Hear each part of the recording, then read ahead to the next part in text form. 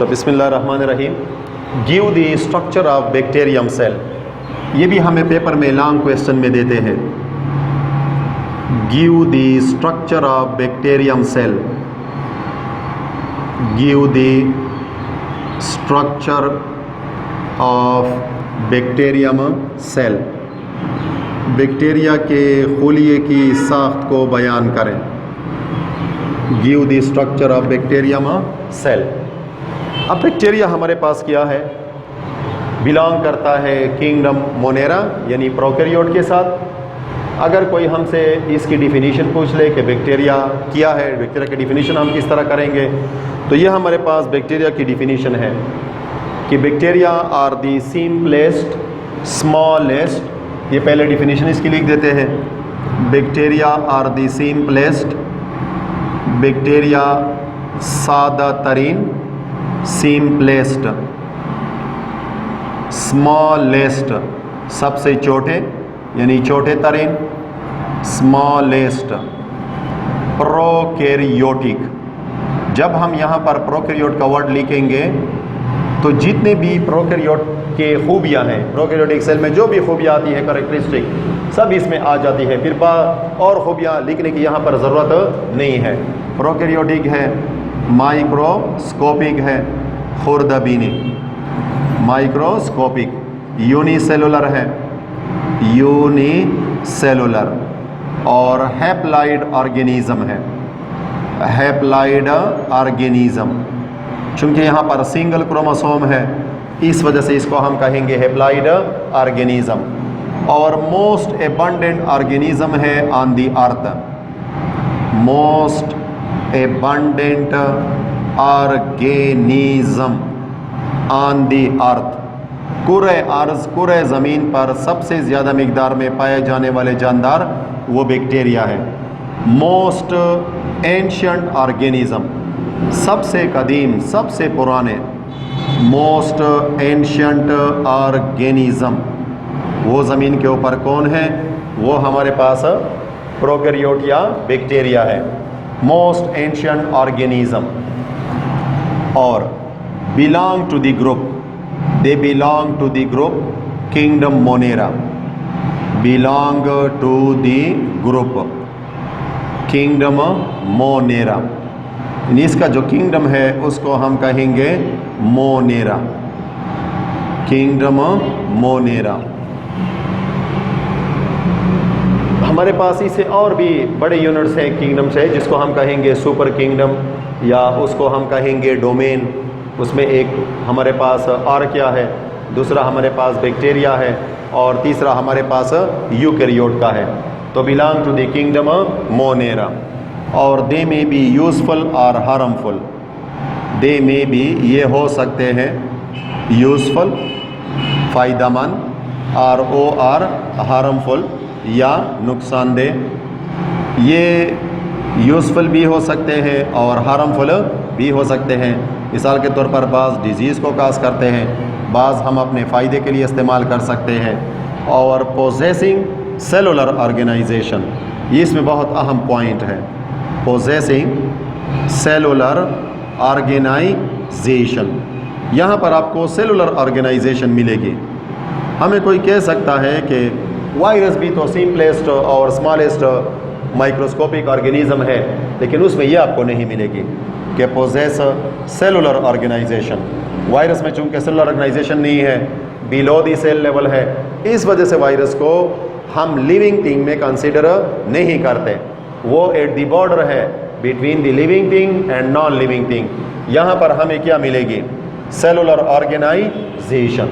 तो ये बैक्टीरिया की डिफिनीशन कि ये सिंपलेस्ट है, स्मॉलेस्ट है, प्रोकैरियोटिक है, माइक्रोस्कोपिक है, यूनिसेलुलर है, हैप्लॉइड ऑर्गेनिज्म है, most abundant organism on the earth है, मोस्ट एंशियंट ऑर्गेनिज्म है, belong to the group kingdom Monera, और दे में बी यूज़फुल और हार्मफुल, और पोजेसिंग सेलुलर ऑर्गेनाइजेशन। जब इसके स्ट्रक्चर को देखते हैं तो ये हमारे पास चूँकि यूनिसेलुलर है, एक सेल से ये बना है। अब ये हमारे पास इसका स्ट्रक्चर है। ये फॉर एग्ज़ाम्पल हमारे पास इसका सेल मेम्ब्रेन है, रॉड शेप बैक्टीरिया को बनाते हैं। ये इसका सेल मेम्ब्रेन। इसको हम कहेंगे कि ये इसका सेल मेम्ब्रेन है। ये सेल मेम्ब्रेन, सेल मेम्ब्रेन। ये हमारे पास इसका साइटोप्लाज्म है, साइटोप्लाज्म, ये इसका साइटोप्लाज्म है, ये cytoplasm, cytoplasm. Cell membrane inward को इन्विजिनेट होता है और ये पॉकेट लाइक स्ट्रक्चर को बनाता है, जिसको हम कहेंगे मीसोसोम। ये invaginate inward and form a pocket like structure which is called mesosome. ये मीसोसोम को बनाता है। ये स्ट्रक्चर हमारे पास मीसोसोम है।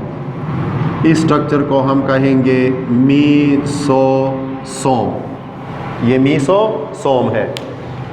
ये हमारे पास साइटोप्लाज्म है और दरमियान में यहाँ पर मौजूद होता है क्रोमोसोम या न्यूक्लियर मटेरियल या हेरिडिटी मटेरियल या DNA.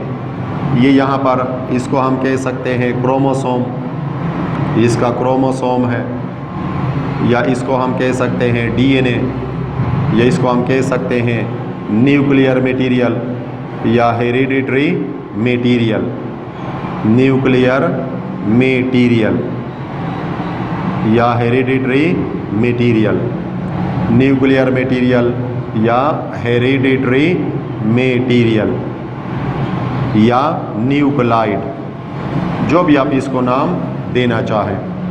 Nuclear material, hereditary material या न्यूक्लाइड या डीएनए या क्रोमोसोम। चूँकि प्रोकैरियोटिक है तो यहाँ पर नो न्यूक्लियर मेम्ब्रेन और नो न्यूक्लियोलस, यानी यहाँ पर ना न्यूक्लियर मेम्ब्रेन है और ना ही न्यूक्लियोलस है। साइटोप्लाज्म में सिर्फ आपको मिलेंगे एक सेल ऑर्गेनेल। चूँकि ये प्रोकैरियोटिक है तो यहाँ पर आपको जो सेल ऑर्गेनेल मिलेंगे उसमें सिर्फ आपको मिलेंगे राइबोसोम, और वो राइबोसोम भी 70S टाइप के होंगे। ये राइबोसोम्स हैं, राइबोसोम्स, और ये 70S टाइप के होते हैं। Ribosome 70S type. ये 70S टाइप राइबोसोम आपको यहाँ पर मिलेंगे। दरमियान में यहाँ पर मौजूद, यानी इस पिक्चर में यहाँ पर मौजूद होते हैं प्लाज्मिड। ये हमारे पास प्लाज्मिड है जो कि extra chromosomal circular ring of DNA molecule होते हैं, प्लाज्मिड। और यहाँ पर पाए जाते हैं एंटीबायोटिक रेजिस्टेंट जीन। यहाँ पर आपको क्या मिलेंगे? एंटीबायोटिक रेजिस्टेंट जीन मिलेंगे। यहाँ पर मौजूद होते हैं antibiotic resistant gene, antibiotic resistant gene, यानी वो मेन क्रोमोसोम पर नहीं होते। वो कहाँ पर आपको मिलेंगे? वो आपको प्लाज्मिड के ऊपर मिलेंगे। एंटीबायोटिक रेजिस्टेंट जीन वो यहाँ पर मौजूद होते हैं प्लाज्मिड पर, एंटीबायोटिक रेजिस्टेंट जीन। इसके बाद सेल मेम्ब्रेन के बाहर आपको एक अनदर लेयर मिलेगी जिसको हम कहेंगे सेल वॉल। ये हमारे पास सेल वॉल है, ये सेल वॉल, ये हमारे पास इसका सेल वॉल है, सेल वॉल। बास बैक्टीरिया में सेल वॉल के बाहर आपको एक अनदर लेयर मिलेगी। सेल वॉल के बाहर एक अनदर लेयर मिलती है जिसको हम कहेंगे कैप्सूल। ये बाज में होती है और बाज में ये कैप्सूल नहीं होता। ये हमारे पास कैप्सूल है, ये कैप्सूल, कैप्सूल। अब सेल वॉल से निकल आता है लॉन्ग हेयर लाइक या विप लाइक स्ट्रक्चर जिसको हम कहेंगे फ्लैजेलम। इस लॉन्ग हेयर लाइक या विप लाइक स्ट्रक्चर को हम कहेंगे फ्लैजेलम। ये लॉन्ग हेयर लाइक या विप लाइक स्ट्रक्चर है जिसको हम कहेंगे फ्लैजेलम। कैप्सूल से बाहर यहाँ पर मौजूद होते हैं पीली या पीलाई, या इसको हम कहेंगे सेक्स पीलाई, इसको हम कहेंगे पीली या पीलाई, या इसको हम कहेंगे सेक्स पीलाई। यह हमारे पास स्ट्रक्चर हुआ किसका? बैक्टीरियम सेल का, बैक्टीरियम सेल का। अब बैक्टीरिया सेल में सबसे पहले इसका मेम्ब्रेन है, यानी सेल मेम्ब्रेन जिस तरह और सेल की सेल मेम्ब्रेन होती है, तो ये सेल मेम्ब्रेन किससे बना होता है? ये बना होता है प्रोटीन और लिपिड्स से, प्रोटीन प्लस लिपिड्स। लेकिन इसमें यहाँ पर लिपिड्स में कोलेस्ट्रॉल आपको यहाँ पर नहीं मिलेगा। यहाँ पर प्रोटीन है और लिपिड में टाइप फास्फोलिपिड, यहाँ पर आपको कोलेस्ट्रॉल नहीं मिलेगा। यहाँ पर बहुत अहम एमसीक्यूज़ है, ये हमारे पास मीसोसोम। अब मीसोसोम क्या है? यह अक्सर हमें एमसीक्यूज़ में देते हैं कि cell membrane invaginate inward and form a pocket like structure. The cell membrane यानी जो खुलवी झिल्ली है ये इनवर्ड को इन्विजिनेट होती है। दी सेल मेम्ब्रेन इन्विजिनेट इनवर्ड, इन्विजिनेट्स इनवर्ड, ये इनवर्ड को इन्विजिनेट होती है, अंदर की तरफ चली जाती है। एंड फॉर्म, और ये बनाती है and form a pocket like structure, ये पॉकेट की तरह, जेब की तरह स्ट्रक्चर को बनाती है। Pocket like structure which is called, जिसको हम कहेंगे विच इज कॉल्ड, तो फिर हम लिखेंगे मीसोसोम, यानी यहाँ पर ये मीसोसोम।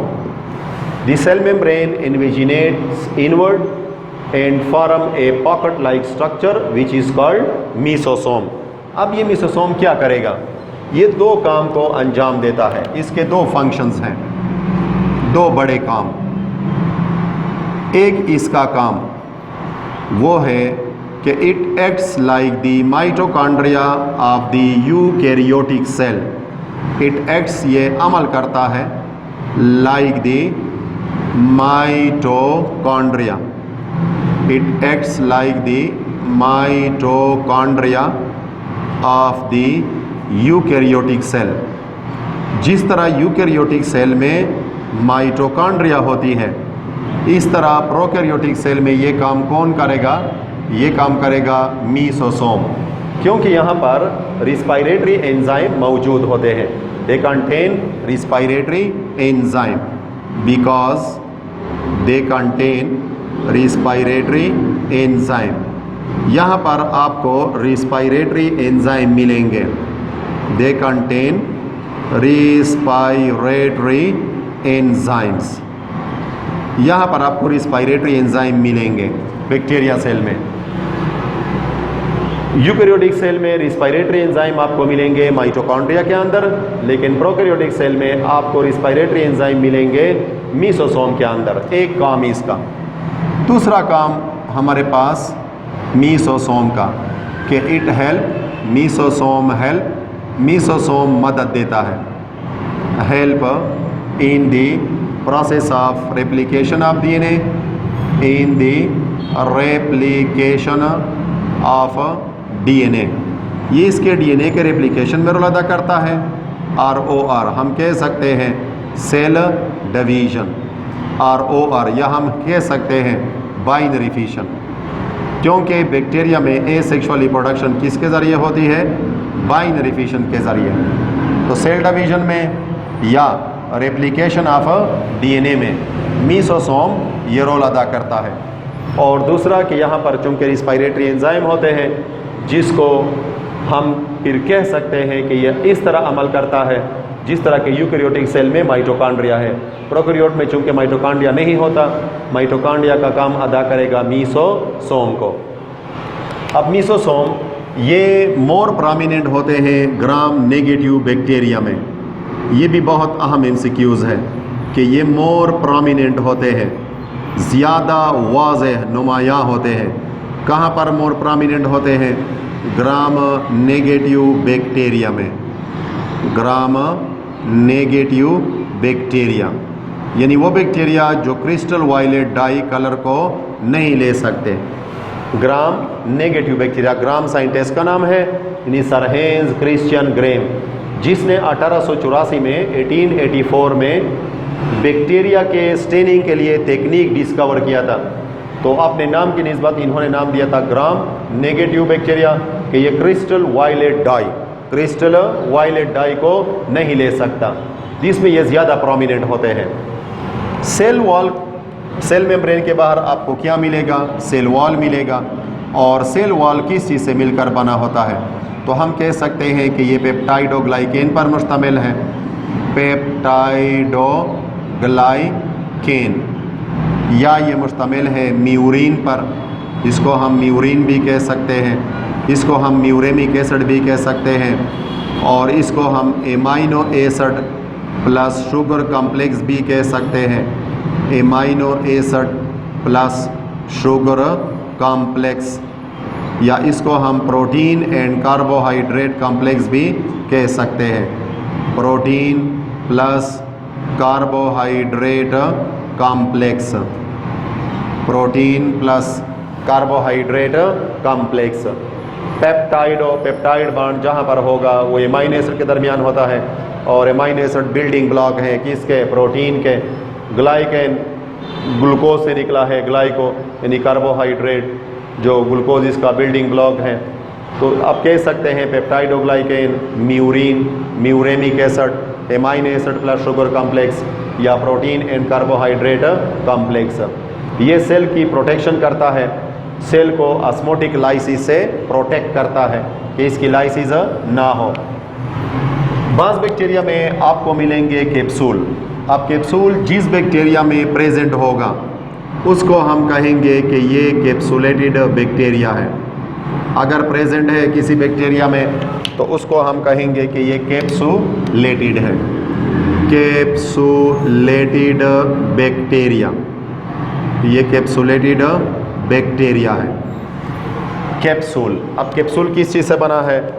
ये पॉलीसेकेराइड और प्रोटीन से बना होता है। पॉलीसेकेराइड कार्बोहाइड्रेट है और प्लस प्रोटीन। जिस बैक्टीरिया में कैप्सूल प्रेजेंट होगा उसको हम कहेंगे कैप्सुलेटेड बैक्टीरिया। और जब बैक्टीरिया कैप्सुलेटेड होगी तो फिर ये वायरोलेंट या पैथोजेनिक होगी। वायरोलेंट या पैथोजेनिक। वायरोलेंट या पैथोजेनिक का क्या मतलब है? कि दे कैन कॉज डिजीज़, ये फिर बीमारी का सबब बन सकती है। They can cause disease.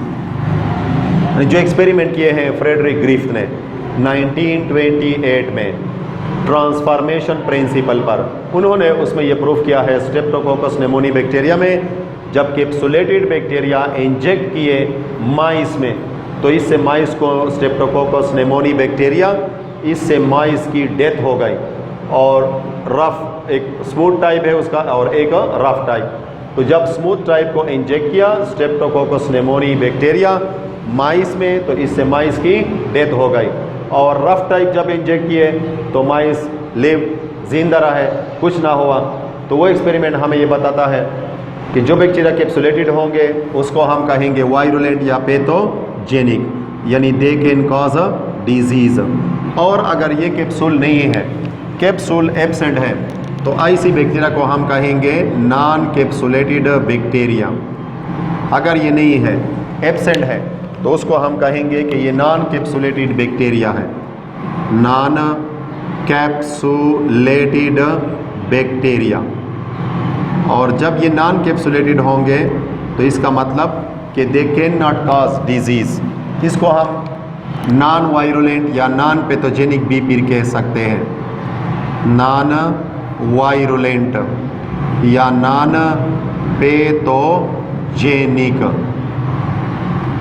Non वायरोलेंट या नॉन पैथोजेनिक का मतलब कि they can not cause disease, ये फिर बीमारी को कॉज नहीं कर सकते।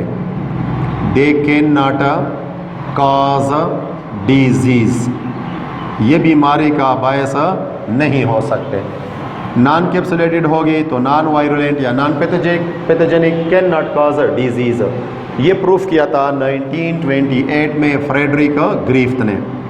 फ्रेडरिक ग्रिफ्थ साइंटिस्ट का नाम है, फ्रेडरिक ग्रिफ्थ। ये माइक्रोबायोलॉजिस्ट है 1928 में।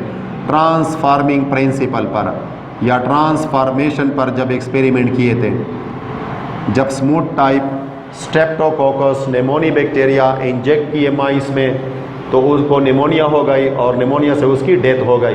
तो उसका मतलब कि जो कैप्सुलेटेड होते हैं वो वायरुलेंट या पैथोजेनिक यानी दे कैन कॉज डिजीज़, और जिसमें कैप्सूल नहीं होगा तो फिर वो नॉन वायरुलेंट या नॉन पैथोजेनिक, इसका मतलब कि they can not cause a disease. अब यहाँ पर हमारे पास राइबोसोम है। साइटोप्लाज्म में सिर्फ एक सेल ऑर्गेनेल राइबोसोम और वो 70S टाइप का होता है। क्रोमोसोम है या डीएनए है या न्यूक्लियर मटेरियल या हेरिडिटरी मटेरियल। अब बैक्टीरिया चूँकि प्रोकैरियोट है तो यहाँ पर there is no nuclear membrane, there is no nuclear membrane and no nucleolus. ना न्यूक्लियर मेम्ब्रेन है और ना ही न्यूक्लियोलस है। No nuclear membrane and no nucleolus. Nucleolus भी नहीं है, न्यूक्लियर मेम्ब्रेन भी नहीं है। न्यूक्लियर मेम्ब्रेन नहीं है, इस वजह से इसको हम कंसीडर करते हैं प्रोकैरियोट। प्रोकैरियोट जहाँ पर they have no definite membrane bounded nucleus. Chromosome सिर्फ डीएनए पर मुश्तमिल होता है, इसको हम न्यूक्लियर मटेरियल भी कह सकते हैं, हेरिडिटरी मटेरियल भी कह सकते हैं, न्यूक्लाइड भी कह सकते हैं, जो आप इसको नाम देना चाहें। Nuclear material, hereditary material, nuclide, chromosome या डीएनए। और ये हमें पता है कि बैक्टीरिया में इस क्रोमोसोम में जीन की तादाद कितनी होती है। तो यहाँ पर आपको मिलेंगे कुल जीन, यहाँ पर कुल जीन होते हैं मोर देन 500 जीन। यहाँ पर मोर देन 500 जीन्स होते हैं, मोर देन 500 जीन। इससे पहले हमने पढ़ा है HIV में कि HIV में कुल जीन वो 9 होते हैं। HIV human immuno deficiency virus, यहाँ पर आपको मिलेंगे 9 जीन, जस्ट 9 जीन्स होते हैं, सिर्फ 9 जीन। बैक्टीरिया में मोर देन 500 जीन। इस तरह हमारे पास यीस्ट है, खमीर, यूनिसेलुलर फंजाई है, एस्कोमाइकोटा के साथ ताल्लुक़ रखते हैं, वहाँ पर 6000 जीन होते हैं, 6000 जीन। और हमारे पास ह्यूमन बीइंग है, इंसान, ह्यूमन जीनोम प्रोजेक्ट के मुताबिक, human beings, human genome project के मुताबिक यहाँ पर कुल जीन की तादाद 20,000 से लेकर वो 25,000 तक है। 20,000 से लेकर 25,000 तक जीन। तो HIV में 9 जीन, यीस्ट में 6000 जीन, ह्यूमन बीइंग में 20,000 से लेकर 25,000 तक जीन, ह्यूमन जीनोम प्रोजेक्ट के मुताबिक, HGP के मुताबिक, HGP ह्यूमन जीनोम प्रोजेक्ट। और बैक्टीरिया में मोर देन 500 जीन यहाँ पर मौजूद होते हैं। अब फ्लैजेलम है, ये लॉन्ग हेयर लाइक या वीप लाइक स्ट्रक्चर है। फ्लैजेलम ये बना है फ्लैजिलीन प्रोटीन से। फ्लैजेलम ये बना होता है फ्लैजिलीन प्रोटीन से, फ्लैजिलीन प्रोटीन। फ्लैजेलम हमारे पास long, it is a long hair like या वीप लाइक स्ट्रक्चर। ये लॉन्ग है, हेयर लाइक बाल की तरह, या वीप लाइक स्ट्रक्चर होता है, चाबक की तरह, वीप लाइक स्ट्रक्चर। ये लॉन्ग हेयर लाइक या वीप लाइक स्ट्रक्चर है, बना होता है फ्लैजिलीन प्रोटीन से। ये फ्लैजिलीन प्रोटीन से बना है। काम इसका, फ्लैजेलम का बुनियादी काम कि ये हेल्प करता है, मदद देता है लोकोमोशन में, इट हेल्प इन लोकोमोशन। अब जिस बैक्टीरिया में फ्लैजेलम मौजूद होगा उसको हम कहेंगे मोटाइल, और जिसमें ये एब्सेंट होगा उसको फिर हम कहेंगे सीसाइल। वो लोकोमोशन फिर नहीं कर सकती, वो एयर के ज़रिए, विंड के ज़रिए, वाटर के ज़रिए या ग्लाइडिंग मूवमेंट के ज़रिए फिर एक जगह दूसरी जगह पर मुंतकिल होती है। इस फ्लैजेलम की बुनियाद पर बैक्टीरिया को की हमारे पास 5 बड़ी किस्में हैं। इस बैक्टीरिया को हम 5 बड़ी किस्मों में तकसीम करते हैं। पहला हमारे पास है एट्राइकस, एट्राइकस। दूसरा हमारे पास है मोनोट्राइकस, मोनोट्राइकस। ये 5 MCQs हैं, इनसे अक्सर एंट्री टेस्ट में एक देते हैं, मोनोट्राइकस। इसके बाद हमारे पास है लोफोट्राइकस, लोफोट्राइकस, लोफोट्राइकस। फिर हमारे पास है एम्फीट्राइकस, एम्फीट्राइकस, एम्फीट्राइकस। और आखिर में हमारे पास होता है पेरिट्राइकस, पेरिट्राइकस। ये किसकी बुनियाद पर इसकी केस में है? फ्लैजेलम की बुनियाद पर। मोनोट्राइकस है, एट्राइकस है। पहला हमारे पास एट्राइकस, फिर मोनोट्राइकस, फिर लोफोट्राइकस, फिर एम्फीट्राइकस और फिर पेरिट्राइकस। अब ट्राइकस ये निकला है ट्राइकोलॉजी से, ट्राइकोलॉजी। और ट्राइकोलॉजी हम किसको कहेंगे? ट्राइकोलॉजी, ये ट्राइकोलॉजी से निकला है। तो the study of structure and function of hair, the study of structure and function of hair, बाल विस्तोंचे मिलवतवी बाल इज कॉल्ड, इसको हम कहेंगे। तो फिर हम क्या लिखेंगे? Trichology, the study of structure and function of hair. बाल किस तरह बने हैं और ये क्या काम अंजाम देते हैं, तो इसके स्टडी को हम कहेंगे ट्राइकोलॉजी। अब ट्राइकोलॉजी से आप ये वर्ड ट्राइकस, चूँकि ये भी हेयर लाइक स्ट्रक्चर है, लॉन्ग हेयर लाइक या विप लाइक स्ट्रक्चर होता है। इसकी बुनियाद पर बैक्टीरिया को 5 ग्रुपों में तकसीम करते हैं। अब पहला एट्राइकस है, तो ऐसी बैक्टीरिया जिसमें देयर इज़ नो फ्लैजेलम, ऐसी बैक्टीरिया जिसमें फ्लैजेलम आर एब्सेंट या देट हैव नो फ्लैजेला, जिसमें कोई फ्लैजेलम नहीं होता, तो ऐसी बैक्टीरिया को हम कहेंगे एट्राइकस। अहम एग्जाम्पल इसका हमारे पास है कोकाई बैक्टीरिया। इसका एग्जाम्पल कोकाई बैक्टीरिया, जो राउंड या स्फेरिकल बैक्टीरिया होते हैं इस तरह। यह हमारे पास राउंड या स्फेरिकल बैक्टीरिया है, यहाँ पर आपको फ्लैजेलम नहीं मिलेगा, इस वजह से इसको हम कहेंगे एट्राइकस। जिस तरह हम कहते हैं सेक्सुअल और asexual. Monotrichous, mono means single, trichous means hair like या विप लाइक स्ट्रक्चर। अब ऐसी बैक्टीरिया जिसमें प्रेजेंट हो, जिसमें मौजूद हो single terminal flagellum, single terminal flagellum. ऐसी बैक्टीरिया जिसमें सिंगल टर्मिनल फ्लैजेलम हो, ये फॉर एग्जांपल हमारे पास बैक्टीरिया है, ये इसका सेल वॉल है और सेल वॉल से सिंगल टर्मिनल फ्लैजेलम निकला है। एक से ये एक यहाँ पर फ्लैजेलम मौजूद होता है, तो ऐसी बैक्टीरिया को फिर हम कहेंगे कि ये हमारे पास मोनोट्राइकस है। लोफोट्राइकस, ऐसी बैक्टीरिया जिसमें ग्रुप ऑफ फ्लैजेला, ऐसी बैक्टीरिया जिसमें ग्रुप या क्लस्टर ऑफ फ्लैजेला हो, ग्रुप या cluster of flagella at one end, group या cluster of flagella at one end. एक एंड पर ग्रुप या क्लस्टर ऑफ फ्लैजेला होता है। ये फॉर एग्जांपल हमारे पास बैक्टीरियम सेल है।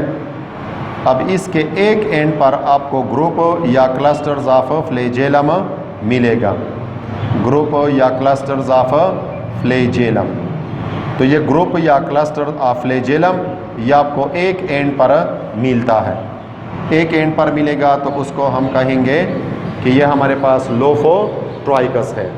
एम्फीट्राइकस, ऐसी बैक्टीरिया जिसमें ग्रुप या क्लस्टर ऑफ फ्लैजेला, ऐसी बैक्टीरिया जिसमें ग्रुप या cluster of flagella, cluster of flagella, group या क्लस्टर ऑफ फ्लैजेला ये प्रेजेंट हो, ये मौजूद हो एट बोथ एंड, दोनों एंड्स पर, एट बोथ एंड्स, जिसमें दोनों एंड्स पर, दोनों सिरों पर ग्रुप या क्लस्टर ऑफ फ्लैजेला मौजूद हो। ये फॉर एग्ज़ाम्पल ये हमारे पास बैक्टीरिया है। अब इसमें दोनों साइडों पर ग्रुप या क्लस्टर्स ऑफ फ्लैजेला है। इस साइड पर भी ग्रुप या क्लस्टर ऑफ फ्लैजेला है और इस साइड पर भी ग्रुप या क्लस्टर ऑफ फ्लैजेला है, दोनों साइडों पर मौजूद है। एम्फी, जिस तरह हम कहते हैं एम्फोटेरिक मॉलिक्यूल, जो एसिड के साथ बेस का और बेस के साथ एसिड का काम करे। अब यहाँ पर इसको एम्फी इसलिए कहते हैं कि बोथ एंड पर ग्रुप या क्लस्टर्स ऑफ फ्लैजेला मौजूद है। पेरिट्राइकस में ऐसी बैक्टीरिया जिसमें फ्लैजेला प्रेजेंट हो on the whole surface of the body, यानी यहाँ पर फ्लैजेलम प्रेजेंट होते हैं, फ्लैजेला प्रेजेंट मौजूद होते हैं on the whole surface of the body, सारे जिस्म के ऊपर, whole surface of the body, सारे बॉडी सरफेस के ऊपर फ्लैजेला मौजूद होते हैं। ये फॉर एग्ज़ाम्पल हमारे पास बैक्टीरियम सेल है। अब यहाँ पर सारे सरफेस के ऊपर आपको मिलेंगे फ्लैजेला, सारे सरफेस के ऊपर यहाँ पर आपको फ्लैजेला मिलेंगे। ये फॉर एग्ज़ाम्पल हमारे पास फ्लैजेलम है, फ्लैजेलम। तो ये हमारे पास 5 केस में हो गई, किसकी बुनियाद पर? फ्लैजेलम की बुनियाद पर। ऐसी बैक्टीरिया जिसमें कोई फ्लैजेला नहीं है तो उसको हम कहेंगे एट्राइकस। ऐसी बैक्टीरिया जिसमें सिंगल टर्मिनल फ्लैजेलम है उसको हम कहेंगे मोनोट्राइकस। ऐसी बैक्टीरिया जिसमें ग्रुप या क्लस्टर्स ऑफ फ्लैजेला वो सिर्फ एक एंड पर है उसको हम कहेंगे लोफोट्राइकस। ऐसी बैक्टीरिया जिसमें ग्रुप या फ्लैजेला प्रेजेंट हो एट बोथ एंड्स, यहाँ पर आप बोथ एंड्स लिखेंगे तो उसको हम कहेंगे एम्फीट्राइकस। और पेरी, पेरी मीन्स होल, जिस तरह हम कहते हैं पेरिकॉन्ड्रियम, जिस तरह हम कहते हैं पेरिओस्टियम, पेरी मीन्स होल। तो सारे बॉडी सरफेस के ऊपर ये बैक्टीरिया है। अब सारे बॉडी सरफेस के ऊपर आपको फ्लैजेला मिलेंगे तो उसको हम कहेंगे पेरिट्राइकस। तो 5 केस में एट्राइकस, मोनोट्राइकस, लोफोट्राइकस, एम्फीट्राइकस और आखिर में